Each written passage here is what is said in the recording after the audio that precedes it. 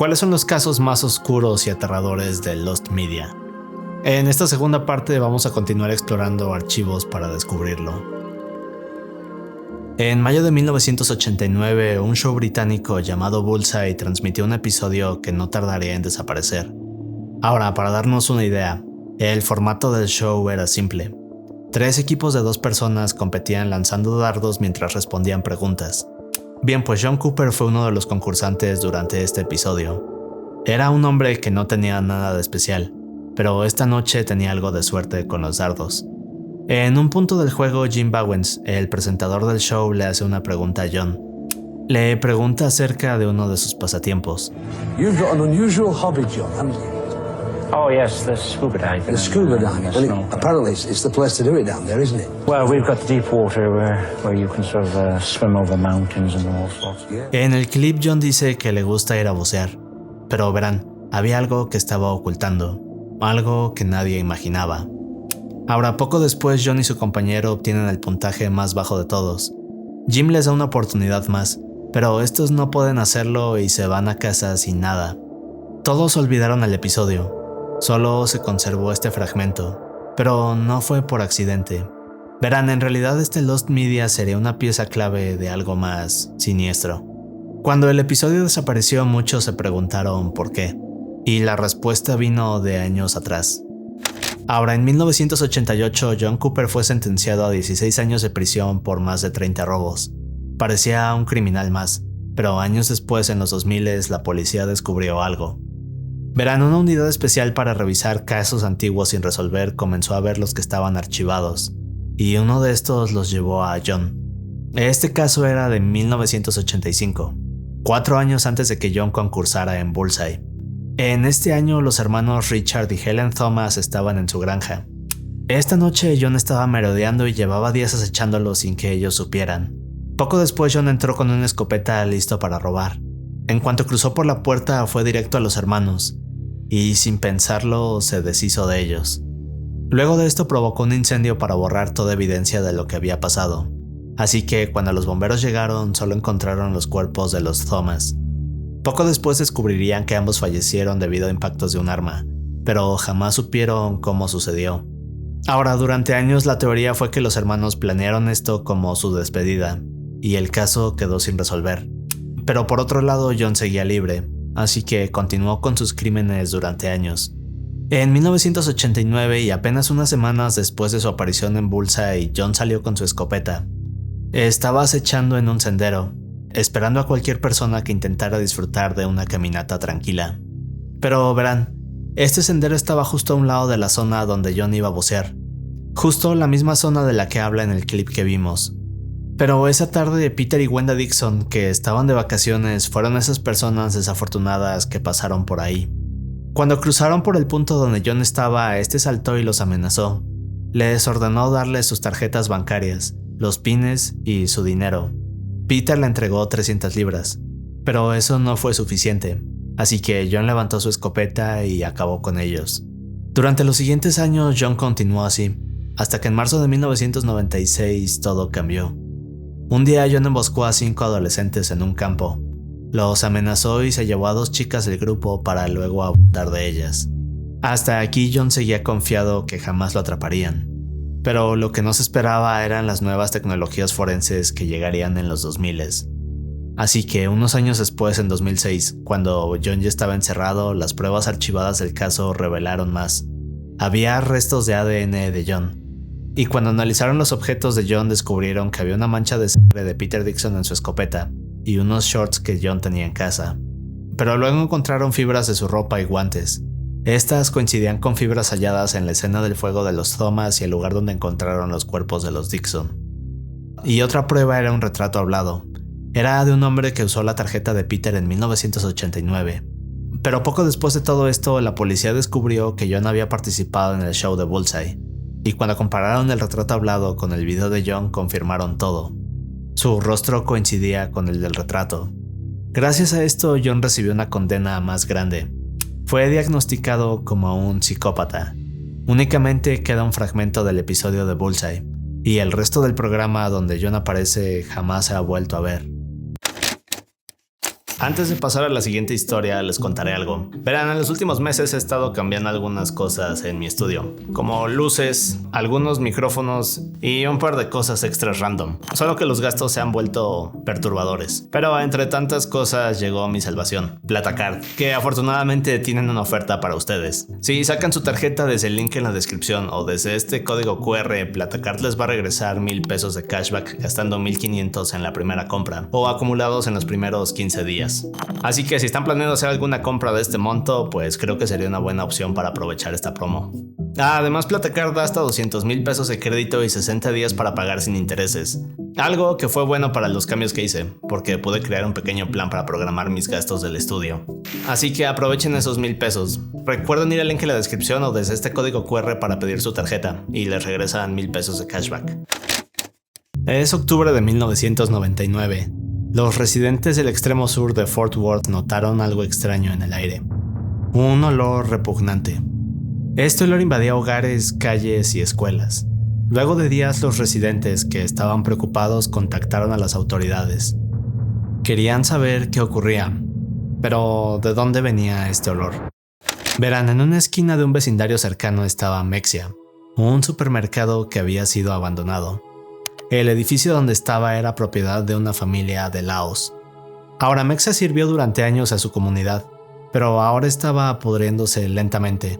Los videos del Mexia parecen sacados de los backrooms, es decir, pasillos vacíos, un gran silencio y la imagen de un sitio que está agonizando. Las personas a cargo se fueron debido a que el negocio quebró, dejando toda la mercancía en el interior, y ahora estaba en descomposición. Los productos refrigerados como carne y el pescado ahora estaban en descomposición. La leche y otros productos lácteos explotaron debido al proceso de fermentación. El aire adentro era irrespirable debido al olor y los gases de la descomposición. Cuando las autoridades llegaron, el Mexia estaba lleno de gusanos, cucarachas, ratas y otros insectos que se anidaron adentro. El Mexia llevaba alrededor de 3 meses deshabitado. Durante los siguientes días, el Departamento de Salud declaró al sitio como un peligro para la salud. No tardaron en crear un plan de limpieza. Pensaron en demoler el lugar, pero pronto se dieron cuenta que esto sería un error. Verán, debido a las ratas e insectos, demoler el edificio sería arriesgado. Si lo hacían, entonces todas estas plagas terminarían dentro de las casas vecinas. Es por eso que el departamento tuvo que hacer un plan B. El nuevo plan era entrar y limpiar todo a mano.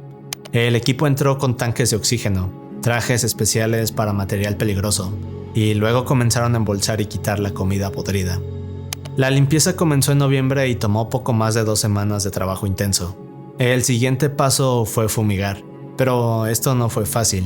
Verán, no solo había que caminar entre miles de insectos y ratas, sino que el equipo de limpieza más tarde dijo que era imposible ver a unos metros adelante. Esto debido a las miles de moscas que cubrían el aire. Todo el proceso de desinfección tardó 1 mes. Ahora, para diciembre el edificio estaba vacío, pero hay quienes dicen que luego de todos estos años aún hay un olor extraño. Años después la propiedad fue comprada y convertida en otra tienda. Muchos de estos videos que has visto fueron de un documental de History Channel y otros que han sido rescatados con los años. Pero esto apenas es la superficie. Verán, hubo una gran cobertura en los noticieros. Durante esta se grabaron decenas de horas de metraje del edificio antes de la limpieza. Todos estos mostraban el verdadero estado del Mexia, pero muchos de estos continúan perdidos. Algunas personas aseguran que durante la cobertura recuerdan haber visto videos donde las ventanas del Mexia estaban negras. Esto debido a las miles de cucarachas que las cubrían. Así que solo imaginemos por un momento la situación. Es decir, el olor en verdad debió haber sido asqueroso. Hasta hoy solo unos pocos clips han salido a la luz, y lo demás sigue perdido. Ahora vayamos un nivel más abajo. El 15 de abril de 1989 hubo un partido de fútbol entre el equipo de Liverpool y el Nottingham. Este fue en el estadio Hillsborough, en Yorkshire del Sur. Era un partido de semifinal, así que el estadio estaba lleno de fanáticos. Ahora, durante los últimos años hubo algunas preocupaciones. En 1981 la policía abrió una entrada por donde llegaron cientos de personas. Todas estas entraron corriendo y se acumularon en una zona que ya estaba saturada. El resultado de este incidente fue 38 personas lastimadas. Ahora, afortunadamente no ocurrió nada más grave. pero esto mostró que el estadio no estaba diseñado para recibir grandes cantidades de gente. Luego de esto el estadio fue rediseñado, se le colocaron algunas cercas para separar zonas y así poder controlar el movimiento de las personas. Pero esto no fue suficiente, y el día de la semifinal entre el Liverpool y el Nottingham ocurrió algo terrible. Este día la policía colocó oficiales que no tenían experiencia controlando multitudes. Así que cuando las hordas de gente comenzaron a llegar, empezó el conteo hacia un desastre. Ese día miles de fans del Liverpool llegaron tarde debido a los trenes y autobuses retrasados. Las personas comenzaron a acumularse afuera en la sección de torniquetes, pero aquí es donde todo comenzó. Los oficiales no tenían ningún plan claro, y mientras tanto la zona comenzaba a saturarse. A eso de las 2:35 p.m. la entrada era un caos. Y minutos después, a las 2:52, el comandante a cargo de la seguridad del estadio recibió un informe. Este advertía del riesgo en la zona de torniquetes, así que el comandante ordenó abrir la puerta C. Pero esto solo hizo que los fanáticos entraran corriendo desesperados al estadio. Aproximadamente 2,000 personas entraron a las gradas mientras el partido comenzaba, y a partir de aquí la situación solo empeoró. Solo habían pasado 4 minutos del partido cuando todo sucedió. Las personas emocionadas comenzaron a acercarse a los bordes de las gradas. Luego de esto las barreras cedieron, y eso provocó que muchas personas cayeran al suelo sin posibilidad de levantarse. Lo peor fue que otras personas que intentaban salir desesperados comenzaron a pasar por encima de los que estaban en el suelo. Pero la policía no se dio cuenta de lo que estaba pasando, hasta que fue demasiado tarde. Ahora, cuando intentaron responder a la emergencia, lo hicieron mal. No hubo organización, todo fue lento, y lo peor fue la confusión. Verán, la policía creyó que los fans que intentaban huir estaban invadiendo la cancha, así que los empujaban de vuelta a las áreas peligrosas, lo que ocasionó que fallecieran. En total, 97 personas perdieron la vida, y 766 resultaron heridas. El partido fue detenido a las 3:06 p.m., pero para entonces el daño ya estaba hecho. Después del incidente, la policía intentó manipular la narrativa. Dijeron que todo había sido culpa de los fans. El comandante aseguró que los fans habían forzado la entrada. Esta versión de la policía salió en los periódicos, pero luego ocurrió algo extraño. Verán, el estadio Hillsborough era famoso por su sistema de vigilancia. No solo tenía una gran cantidad de cámaras, sino que varias de estas apuntaban hacia la entrada. Esas cámaras pudieron haber grabado las fallas de seguridad, pero luego dijeron que varias de estas no habían grabado nada, o que las cintas no estaban. Pero Roger Holdsworth, un técnico de video que estuvo a cargo de las cámaras ese día, salió años después, diciendo que no era cierto. Dijo que ese día él mismo vio las cámaras funcionando. También contó que horas después de la tragedia tuvo que extraer las cintas de las cámaras. Esto para evitar que fueran borradas automáticamente. Las guardó en un armario para protegerlas, pero poco después 2 de estas cintas desaparecieron. Al día de hoy siguen siendo un lost media. Muchos creen que ahí está la verdad, pero nadie ha podido explicar quién se llevó esas 2 cintas y por qué. Lo que ves es solo una parte del metraje que se logró rescatar y salió a la luz con los años, así que claramente la policía mintió. Pero estos son apenas la superficie. Verán, se dice que hay más videos y documentos. En estos se muestran las fallas de seguridad de los túneles, gradas y tras el incidente. Estos siguen perdidos. Ahora, por otro lado, se descubrió que muchas de las declaraciones fueron editadas por la policía, lo que podría confirmar que hubo un encubrimiento. Pero eso jamás se podrá saber hasta que aparezcan esas cintas. Y ahora investiguemos el siguiente Lost Media. Estamos en 1928. Una película bíblica llamada El Arca de Noé llega al cine, dirigida por Michael Curtiz. Esta película fue grabada justo en plena transición entre las películas mudas y las primeras con sonido. Pero esta película fue criticada sobre todo por su duración, 2 horas con 15 minutos, que para 1928 era una eternidad. Luego de las críticas, la película fue retirada, y al poco tiempo llegó una versión recortada. Ahora, aquella versión extendida jamás volvió a ser vista, pero no solo es por el tiempo, sino por una escena en particular, la escena del diluvio. En ella podemos observar un set enorme con miles de extras. Varios de estos intentan salir de un templo que se derrumba para ir hacia el arca y salvarse. Es un set considerado imposible para 1928, pero hay otras cosas ocurriendo al mismo tiempo. Ahora, lo más perturbador es que estas personas no estaban actuando. Verán, muchos podríamos pensar que los actores aquí lo están haciendo realmente bien. En la escena hay más de 2.2 millones de litros de agua cayendo.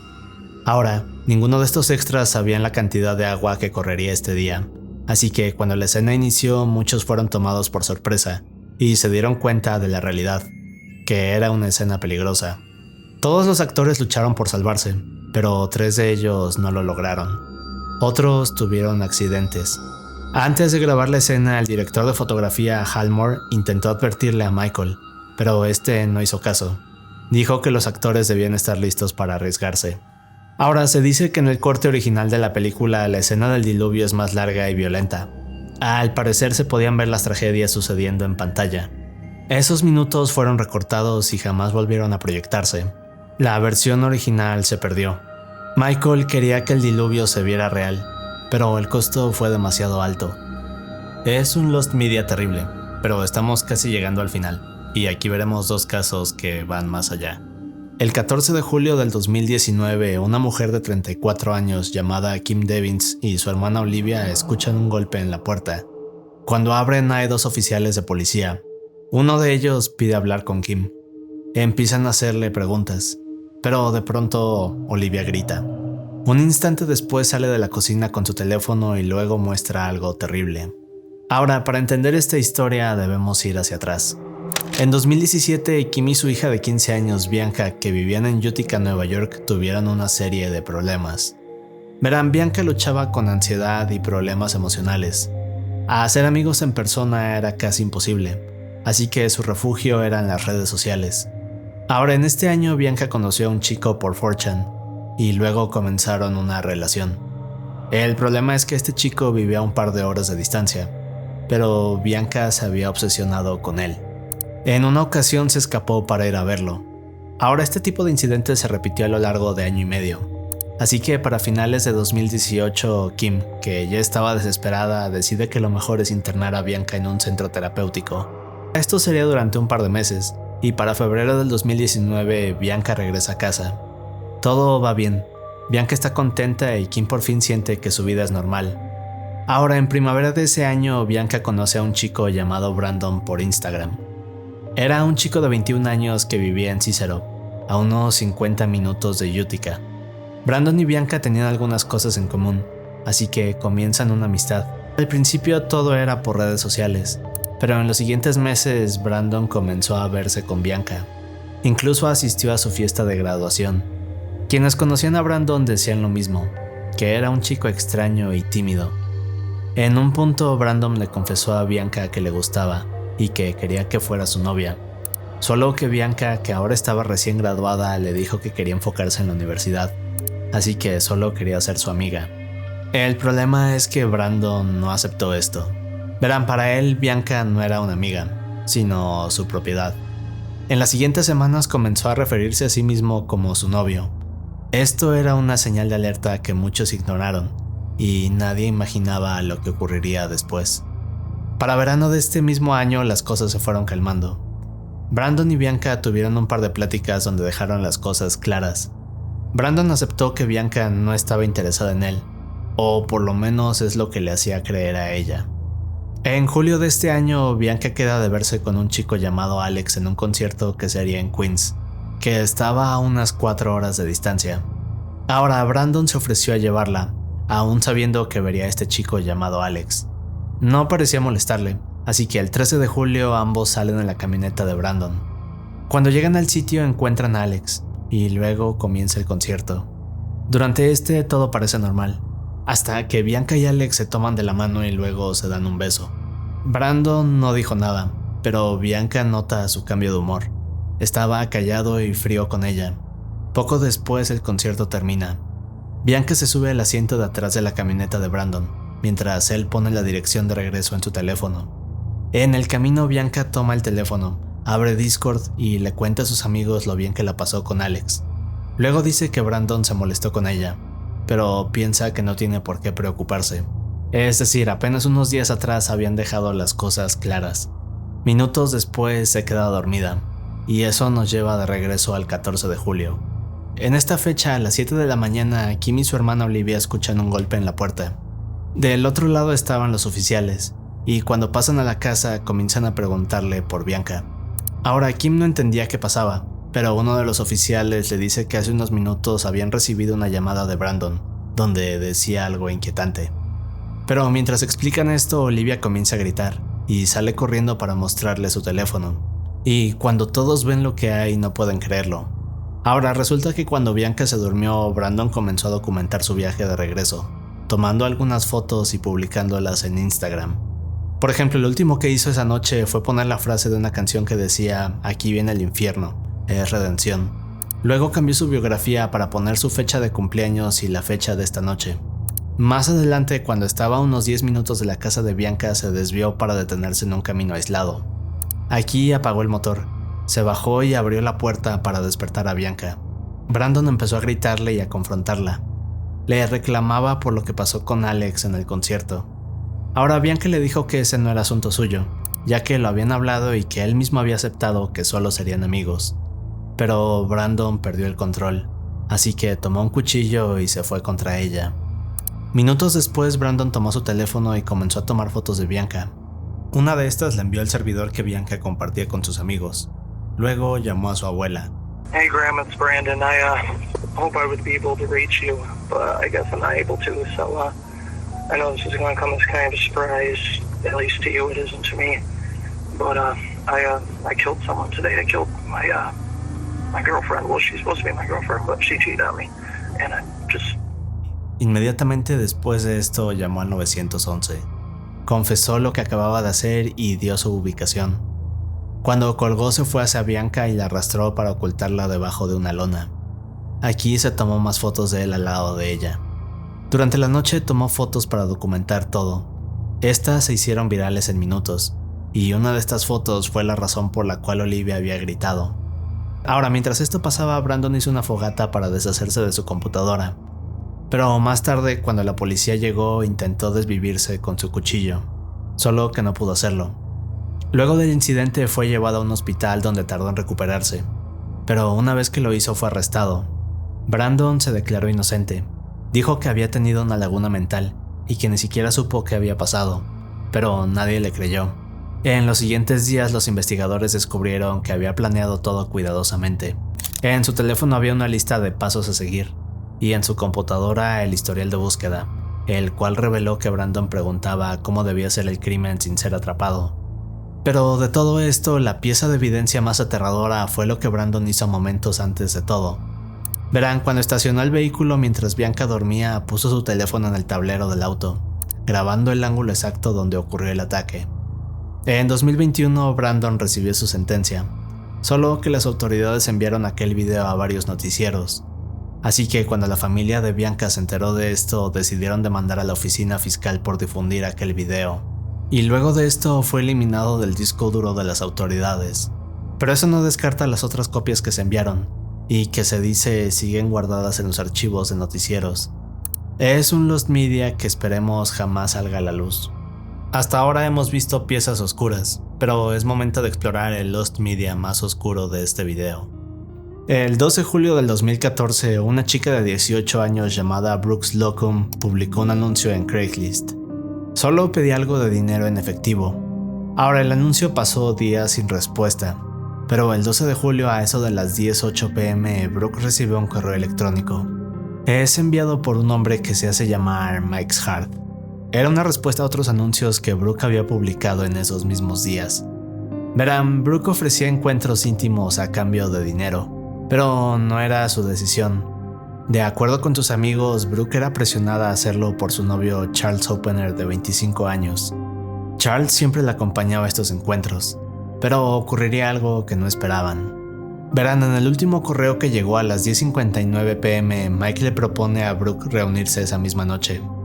Brooke, que estaba desesperada por dinero, acepta, así que sale junto con Charles al parque Jason, en Wyoming, Michigan. A la medianoche la pareja llega. Mike aparece minutos después. Ahora, para Charles y Brooke este sería un encuentro más, hasta que algo cambia. Mike toma a Brooke, la ata y la mete a empujones a su auto. Ahora Charles intentaba ayudar, pero Mike se va encima de él. Segundos después, Charles queda en el suelo sin vida. Mike arrastra el cuerpo cerca del bosque y lo oculta para asegurarse que nadie lo encuentre. Poco después sube al auto y se lleva a Brooke. Pasan unos días sin saber nada, hasta que alguien reporta el auto abandonado. Aquí es cuando la policía comienza a investigar. Ahora, lo primero que hacen es ir con los padres de Charles, pero estos no saben nada. En su trabajo, sus compañeros tampoco pudieron dar alguna pista. Días después regresan a la zona del parque, y el 16 de julio la policía encuentra un cuerpo sin cabeza entre los arbustos. Más tarde confirmaron que era Charles, pero no se imaginaban lo que estaban por descubrir. En las siguientes horas la policía descubre que Charles tenía una relación con Brooke, pero ella también había desaparecido. Aquí es cuando las autoridades obtienen una orden para registrar su departamento. Cuando llegan comienzan a buscar en su computadora. En ella descubren los correos y mensajes de Mike's Hard. Con esa pista contactan a la unidad de delitos cibernéticos y comienza una investigación. La unidad no tarda en conectar la dirección de correo con el perfil de Facebook de un hombre, solo que este no se llamaba Mike, sino Brady Ostrike. Cuando ya tienen identificado a Brady y su domicilio, los agentes vigilan la casa mientras esperan una orden de registro. Alrededor de las 9 p.m. el 17 de julio, Brady sube a su auto y se va de casa. Momentos después es detenido por un oficial, pero antes de que el oficial llegue para hablar con él, Brady se escapa. Esto desata una persecución a alta velocidad.